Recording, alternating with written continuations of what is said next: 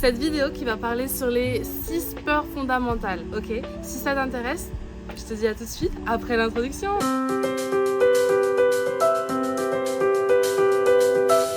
Alors bonjour à toi et merci d'être venu sur cette nouvelle vidéo. Je m'appelle Emmanuelle et je suis femme à multicasquettes, je suis maman, je suis coach, je suis entrepreneur et j'ai aussi encore un travail à temps plein. Voilà. Donc on va parler aujourd'hui des 6 peurs fondamentales. Les peurs sont très importantes, elles ont un rôle dans notre vie. Si tu veux, toi, si tu es un porteur de projet, si tu es une entrepreneur ou une entrepreneuse, c'est important de savoir que le développement personnel, que ça demande d'être un entrepreneur, une coach, un thérapeute, un business owner, quelqu'un qui a une entreprise physique. La personne que tu dois être pour être entrepreneur est pas la même personne que tu dois être quand tu es avec tes amis. Ok. Et ça, c'est le développement personnel qui va t'aider à gagner en maturité et à reconnaître quand est-ce que tu dois être qui et quel trait faire sortir à quel moment.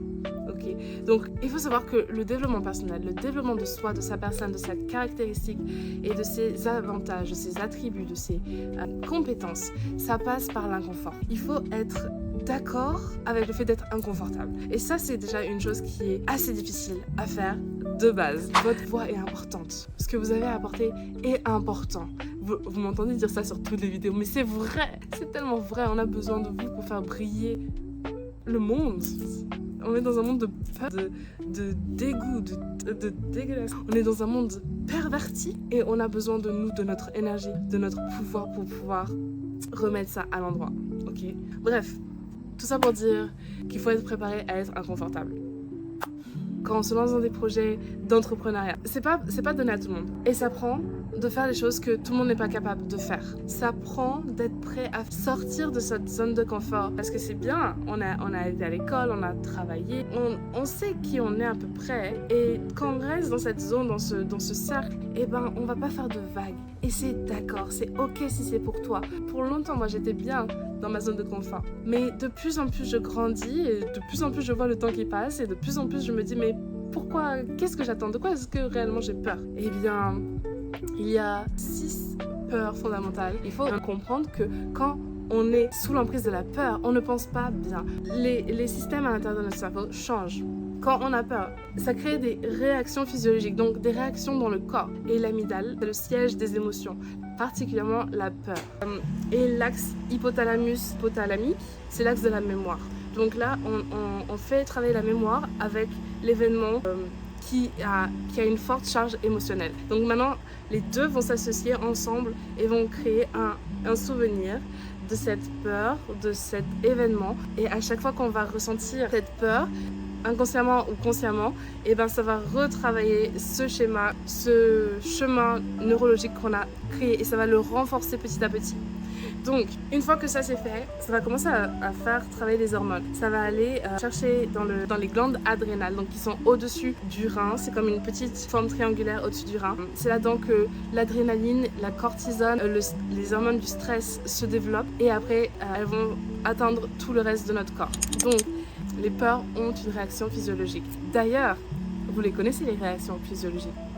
Si tu les connais pas, on parle en anglais fight, qui veut dire se battre, flight, qui veut dire s'enfuir ou s'échapper, freeze, qui veut dire se geler ou paralyser, et fawn, ça c'est un autre qui est un peu plus récent, mais fawn, c'est de faire un peu du lèche-botte, du lèche-cul pour s'assurer de sa survie aussi.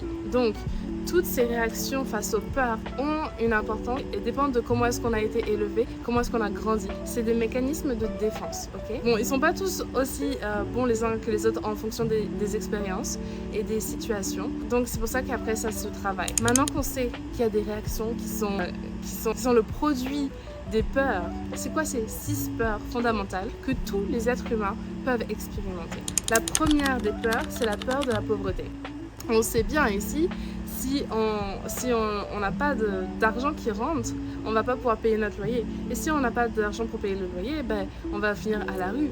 Et si on est à la rue, ben, ça peut changer notre perception de nous-mêmes et ça peut aussi changer la perception que les autres ont de nous. Donc, la peur de la pauvreté. La deuxième peur, c'est la peur de la critique.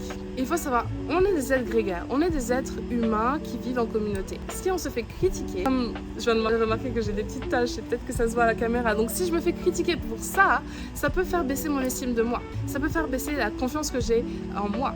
Mais tout ça, c'est des choses qui peuvent, encore une fois, évoluer et ça dépend des situations.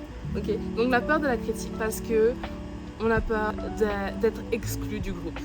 La peur de la maladie, je l'associe aussi souvent avec la peur de mourir. Donc la peur de la maladie. On vit dans une société qui favorise l'individualisme, qui favorise l'auto-détermination et l'indépendance. Alors que si on est malade, eh bien on peut plus vraiment... Bon, ça dépend des maladies bien sûr, mais on parle... Il y a toute une échelle, mais de la plus petite maladie à la plus grosse maladie, on perd de plus en plus notre indépendance et on a besoin de s'appuyer sur des personnes pour nous aider. On parle peut-être des assistantes. Des fois, si on a des blessures, on doit avoir une infirmière qui vient nous penser nos blessures. C'est pas donné à tout le monde de perdre l'indépendance qu'ils ont acquérie, d'être d'accord avec le fait de perdre son indépendance. Et donc, c'est pour ça que la peur de la maladie, c'est une peur qui revient souvent. Après, bien sûr, c'est des peurs qu'on peut transmuter. La quatrième peur, c'est la peur de mourir. Dans cette société, quelque chose qui fait vraiment peur, c'est la peur du changement. Et comme on ne sait pas ce qui vient après la mort, eh bien, beaucoup de personnes ont peur de mourir. Et c'est une peur normale et c'est correct. C'est pour ça que la religion est si importante parce qu'elle promet quelque chose après la mort. C'est comme si on ne vit pas pour rien dans le fond. Parce que la religion permet d'avoir quelque chose qui vient après la mort, qui peut rassurer les gens. Moi, j'ai grandi dans une famille catholique. Maintenant, je suis pas partisane du catholicisme, je suis pas partisane d'aucune religion. Je comprends le rôle des religions. Mais je n'irai pas jusqu'à dire que la religion, c'est la meilleure des choses. Je pense que si on a une base de spiritualité, ce serait pas mal mieux parce qu'on pourrait accepter tout le monde. Après, comme je dis, si tu es chrétien, croyant, protestant, musulman ou musulmane, peu importe, du moment que tu viens pas m'imposer ta religion à moi, il n'y a pas de problème. Ok. Donc, une grosse divergence là. La peur de vieillir, c'est la cinquième peur fondamentale. Donc la peur de vieillir. On est encore une fois, on est dans des sociétés occidentales qui, surtout pour les femmes, je sais pas trop pour les hommes, parce qu'il y a comme un double standard. Pour les hommes qui vieillissent, en général, c'est comme le vin, ça s'améliore en vieillissant. Ça, c'est la perception que la société a donnée aux hommes qui vieillissent. Tandis que les femmes qui vieillissent, c'est comme si elles perdaient leur capacité. Et parce que le corps de la femme, c'est quand même un grand sujet. Le corps de la femme, c'est comme s'il appartenait à tout le monde sauf à elle. Ok, l'image du corps de la femme, l'image que la société se fait du corps de la femme. Les standards de beauté ne laissent pas beaucoup de place pour les femmes qui vieillissent. Et donc, comme il n'y a pas forcément une grande représentation de ces femmes-là dans les médias ou dans les publicités ou autres, eh bien, c'est comme si on leur laissait pas la place de vieillir. C'est pas bien de vieillir. C'est comme si les femmes, une fois qu'elles ont atteint un certain âge, elles dépérissent en fait. Elles perdent petit à petit. Alors que les hommes, ça continue d'augmenter petit à petit. C'est trop bizarre. C'est double standard. Mais bon, on n'est pas là pour ça. La sixième peur fondamentale, c'est la peur de perdre un être cher. C'est la peur de perdre quelque chose qui nous tient à cœur. Et ça, c'est une peur qui, encore une fois, se comprend quand on sait qu'on est des êtres sociaux. On est des êtres qui aiment partager leur amour. Et il y a des personnes qui n'aiment pas aimer. Moi, j'aime aimer. Ok. Et je sais que si je perds quelqu'un qui est très important pour moi, je suis émotionnelle, donc je vais me mettre à pleurer. Je sais ce qu'il y a après la mort, je pense savoir ce qu'il y a après la mort. Je n'ai pas expérimenté dans ce corps-là, mais dans d'autres vies, oui, c'est sûr. La peur de perdre quelqu'un, c'est un peu relié à la peur à l'affection, oui, c'est la peur de ne plus revoir cette personne, ne plus l'entendre. Et quand des fois on prend les choses un peu trop pour acquises et on oublie que tout est éphémère dans cette vie. Il faut être d'accord avec le fait de perdre des choses. Parce que c'est pas vraiment une perte. On apprend à vivre avec la peur de perdre des choses. Parce qu'on sait que de toute façon, on va les perdre. Les gens vont partir, les situations vont changer, les objets vont évoluer aussi. Et si on s'attache trop aux choses, eh bien on peut se perdre en s'attachant trop aux choses. Ma mère, elle m'a toujours dit, tu peux aimer quelqu'un, mais donne jamais ton 100%, donne ton 99%, garde-toi une petite part pour toi. Parce que tu es important. Tu étais avant cette personne et cette personne, elle sera aussi avant et après toi. Donc voilà. Pour cet épisode sur les 6 peurs fondamentales des êtres humains dans cette société occidentale, je ne sais pas si c'est en réalité transférable dans d'autres sociétés parce que on a tous des façons de dealer avec nos problèmes. Je pense que dans tous les cas, c'est la façon dont on réagit à ces peurs qui vont vraiment dicter qui on va devenir, la personne qu'on va devenir, qu'on va montrer, ok?